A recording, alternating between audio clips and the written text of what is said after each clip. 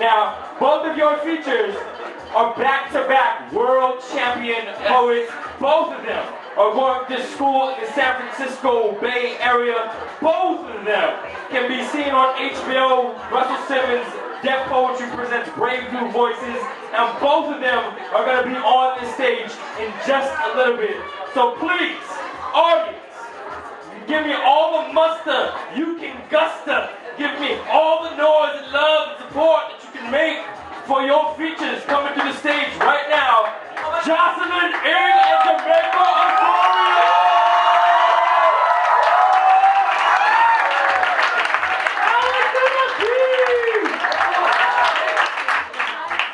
I love you.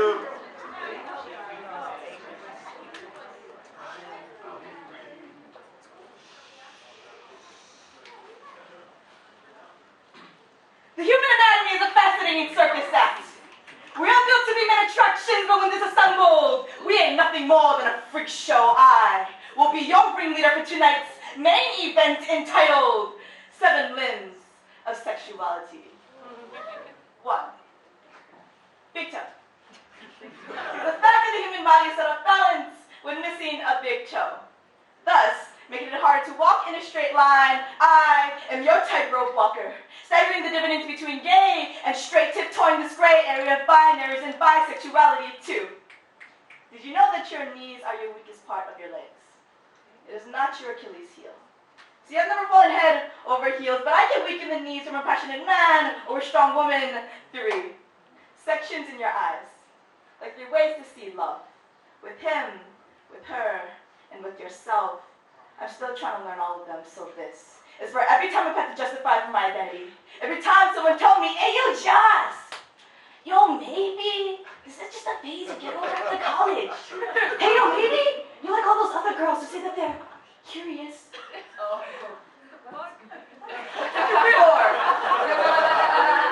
Chambers in a heart. I see people finding love in fun houses. Behind door number 1, a white picket fence. Your newlywed straight couples enjoying a honeymoon in Hawaii. I could be one of them. See, now door number 2, a courtroom. Your gay couple fighting to get married because it may not happen in the state that I live in. I could be one of them. See, now door number 3. See, now that's just a closet. So many people hiding in silence. I was one of them. 5. Pints of blood an average human can lose before dying. We are death-defying clowns, trying to find ourselves in these different costumes in society. Sexuality comes with a uniform. You want to be straight, but then you better wear your hair long, cut your dress shorter, apply makeup to cover up your flaws, be the stereotypical definition of femininity. Oh, you want to be gay? Well, then you better butch it up. G.I. Junior hair, loosen up your clothes, rocking high tops instead of high heels. Be a boy. See, maybe the real joke is on us clowns, so guess what? I wear my hair short with heels, makeup with loose jeans, high tops with a dress after all. We're living in a circus, aren't we? 6. Crease lines on our palms. It is said that destiny, love, and life can be read on these tightrope lines, and I believe it's my destiny to choose whoever I want to love for the rest of my life, no matter what color, shape, or form it comes in. No homophobic phrases, religious views, or society standards to stop it. Knife throwers, I will be your assistant. Standing for the bullseye, take a good look. This is honesty. A girl standing on a stage confessing to a bunch of strangers, I could love a man or a woman. 7. Layers of skin I have learned to be comfortable in. I am every bit of tonight's performances. I'll be your tightrope walker, your bullet kitchen clown, knife thrower, 3-ring circus, freak show, ringleader. I will be all of this. Because this is who I am. So go ahead and tell all of your friends that the circus is in town.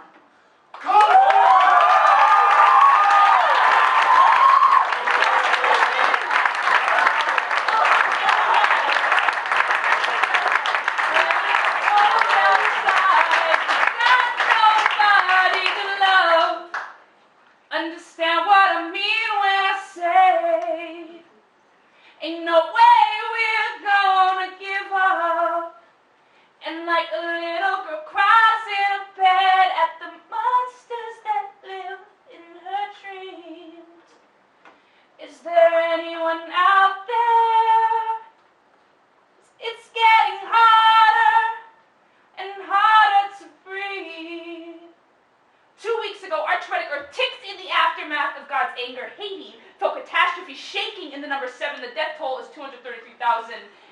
counting today. Chile felt the same. Learning to find fear, and 8.82 million people have been displaced. I'm sitting at my computer watching the number rise. It feels too much like Haiti, Katrina, Indonesia. It's been 50 years since Chile has been shaken like this, when in the 1960s, 6,000 dead bodies fell to the cracks, 60 sunk in Hawaii. They called this global warming. The climate is correcting itself. I call it earth rattling, quaking, plate shifting, tsunami lifting. The sea is rising. And in my tiny Honolulu town, that means underwater homes. There is a wall of water taunting my homeland. I'm 2,000 miles away. The phone lines are hollow like open graves in Hawaii. Brown bodies are born asthmatic, choking from first inhale, running from an aquatic mountain. Is there anyone out there? There's no wonder we cannot breathe. This is reality. Global warming will break the foundation of a community without even shaking the penthouse suite, so all the men and women who finance the Earth's deterioration play the role of its saviors, sipping martinis in hybrid glass bottom boats, tallying the brown bodies that float by. This society's roots are sinking in quicksand. Our hands above our heads trying to form prayers for relief funds, hoping the government might soon start funneling money back into education so the next generation, if there is one, will learn how to prevent this from ever happening again. This is if the government thinks if we are uneducated, we cannot be ashamed of them. Won't understand that the elite only have faith in the privately educated. The rest of us don't even stand a chance. Cut the crap. It is 2010. Chile has just been hit by an 8.8 magnitude earthquake, sending a tsunami to Hawaii, but you see, we were lucky because the tsunami barely hit Hawaii's shores, and our children were already sinking anyway because the government's idea of a solution to an economic depression is furlough Fridays. Instead of cutting from a $1 trillion war, we have taken school days from our offspring, and we all know the environment is dying because our legislation is failing at teaching our children to sprout, do concrete. Enough with the quick fix band-aids and budget cuts. It is time to fill classrooms, not empty them. Unloading our brown bodies overseas to fight terrorism will not lighten this island enough to keep it afloat. It is 2010. It is time for a fucking solution. Time to stop counting backwards to Chile, Indonesia. Do not let the rhetoric fool you. There is nothing natural about the way we have destroyed our planet. Haiti is just 9/11 from a different angle. We are all our own worst enemies. Terrorists dressed as patriots. Look around you. The death toll is rising to sea level. We are all still counting sinking bodies. It is time to decide who is going to be privileged enough to survive next time. Is there anyone out there? 'Cause it's getting harder and harder to breathe.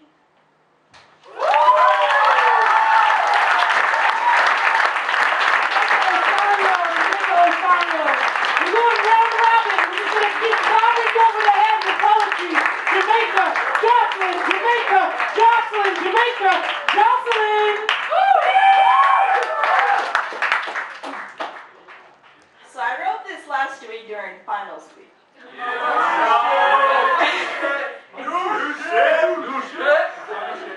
It's a magic trick. Magic trick. This is for first dates, first loves, first fights, first makeups, and first heartbreaks, because I would imagine mine to be something like a magic trick. Imagine that on our first date, we will wear our finest hats, and the rabbits in our chest will thump just a little bit faster than usual. We will twirl our capes like dancing hurricanes on a Sunday afternoon, make sense of each other's passions like catching silver coins from our ears. This is when you will share with me your first death-defying act, saying, hey, have you ever seen this before?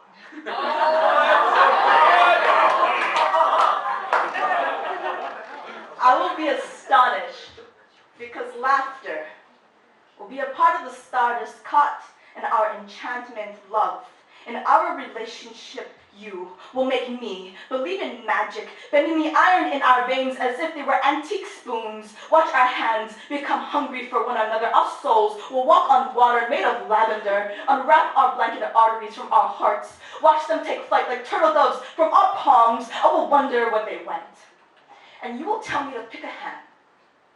Pick any hand. I'll say that one. Now that one. Nothing.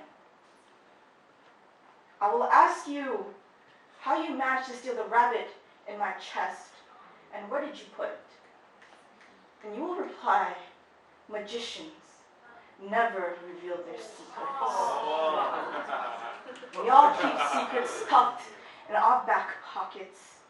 Tucked in our back pockets, you magician of 1,000 feet, take your mask off, friend. I will want you honest.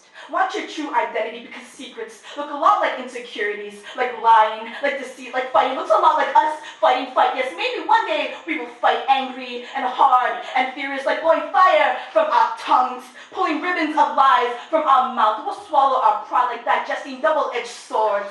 Maybe. I'll be just too scared to realize that you and me, what we got is just an illusion. Because sometimes kids will believe anything they see when they're young. And I'll tell you to roll up your sleeves. Show me where you hide your aces. Show me where you keep your secrets. I'll catch your bullets in my mouth. Shoot me, shoot me, shoot me. Go ahead, do it, because I will want all of you, gun wielder and all. We will fight and make up and fight and make up and fight and make up. And my greatest fear is that one day you will do your most extravagant trick of all. That one where we wrap each other in bed sheets, contortion ourselves like straitjackets upon one another, and in the next morning you will have disappeared. My Houdini. Who taught you how to vanish? Who taught you how to be an escape artist while managing to saw me in half? My legs are running towards you until turning into dust, while my arms remain chained, torso stuck in a box. Put me back together. Say those magic words. Say I'm sorry. Say I love you. Say I'm sorry. Say forgive me. Say please. Don't leave me. Say those magic words. Abracadabra. Nothing.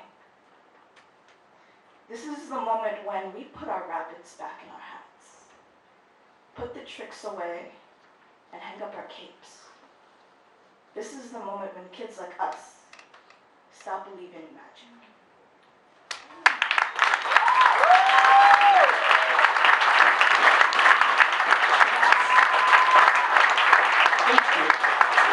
All right, quickly. Put money in the jar. The jar is not out here anymore, but get your ass up and put money in the jar later, because we need money. Second, add me on Facebook, because I like friends. Third, you have a choice. Tragic love poem or a poem about leaving home? Tragic love poem. Oh, you guys are so sweet. Isn't it the same thing?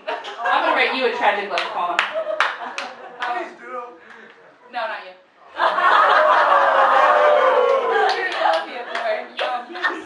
No, I'm not going to do a poem. You guys picked the wrong one. Yeah, because I already sang before. That's another singing poem, and I don't want to sing right now. Alright. Yeah, I'm sorry. So this poem is for my brother and anyone who is left Hawaii because they thought that that's what they were supposed to do. Dear brother, you should know. Most mornings I wake screaming to the Pacific, to the bluest of silence that stands between us. They are the constellations filling the space we left behind. And we are afraid to forget, so we leave blood in our tracks like the oceans we built with our cheers, where we learned to drown and fall. Today, we are too many miles broken, severed sandcastles left to crumble by the weight of our changed world under the wandering footsteps during journeys when we left, searching for homes in all the wrong coastlines and women. Did you remember to count all the sunrises you watched falling over endless horizons, without oceans? All the ones you tried to ignore because they made you feel infinitely far away from home. Did you remember how you searched for a green flash the first 100 nights until you realized that miracles don't exist for you in California? That is the weight you will carry for the rest of your life. Each green flash missed a pound on your shoulders while you played islander on a continent, breaking your back for experience, for love, for things that should always bring you home rather than tear you apart.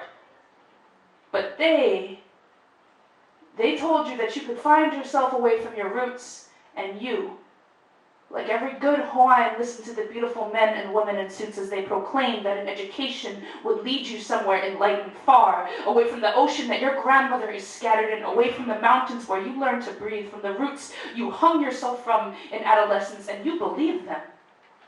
Never remembering that your blood is gold serum, titanium, you hold core spears in your pupils, iron rifles in your fists, every muscle in your body was built to self-destruct, like your skin.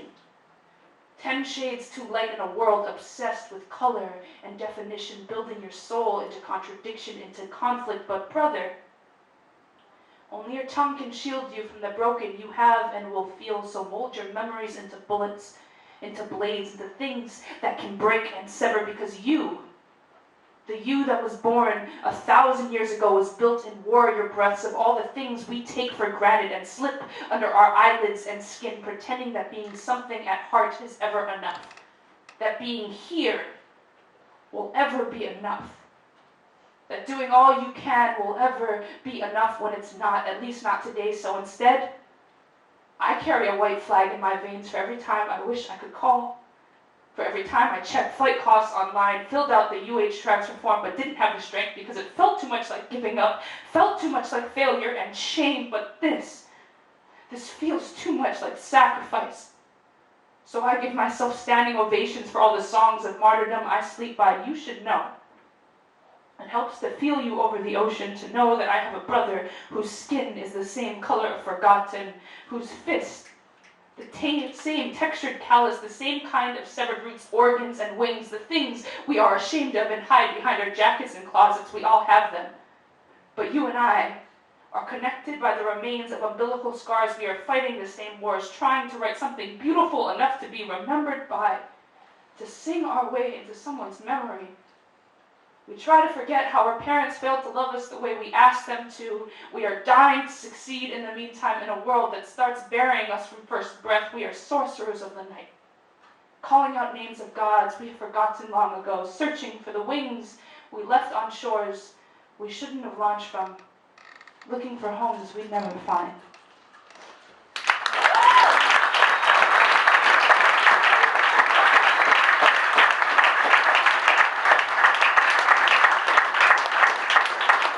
Okay, well, I'm the host and I can do this, but I'm going to need your help. I want to hear the other poems, right? Yeah. So what do you do when you want to hear more from someone? That was the weakest one. That was the weakest one I've ever heard. Oh no! Oh no! Oh! Who wants to hear one more from Jocelyn in Jamaica, Ontario? All right, I see Freddie Reeves. Can we get one more?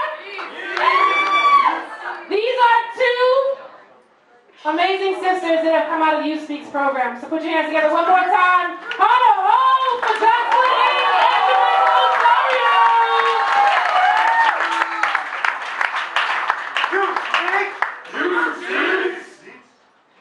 Alright, so I'm gonna do, this is the first poem I wrote moving away from Hawaii.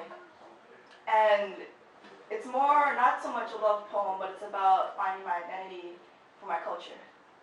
I'm Chinese, Japanese, Hawaiian, Portuguese. Remember this. And growing up in my household was really hard to find, to grasp onto culture. And so this is a poem that I wrote on my journey to look for my cultural identity.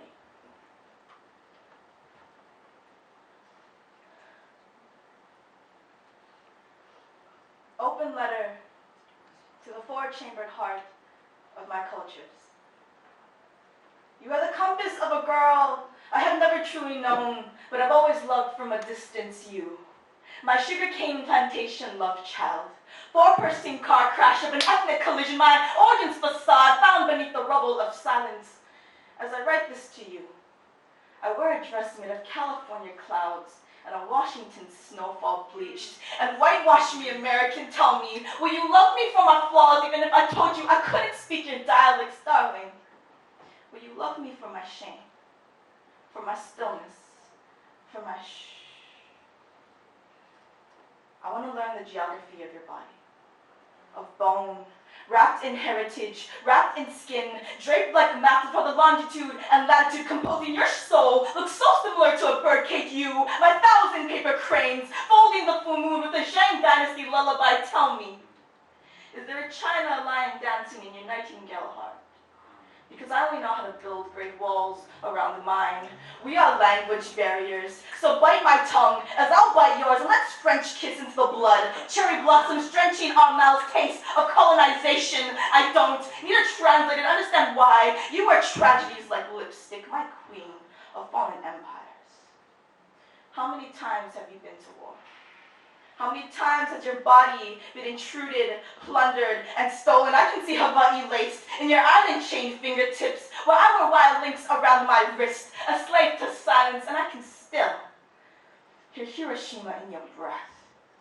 When I kamikaze my palms against your Pearl Harbor waistline, I will whisper against the hollow of your Tycho eardrums, you are something worth dying for.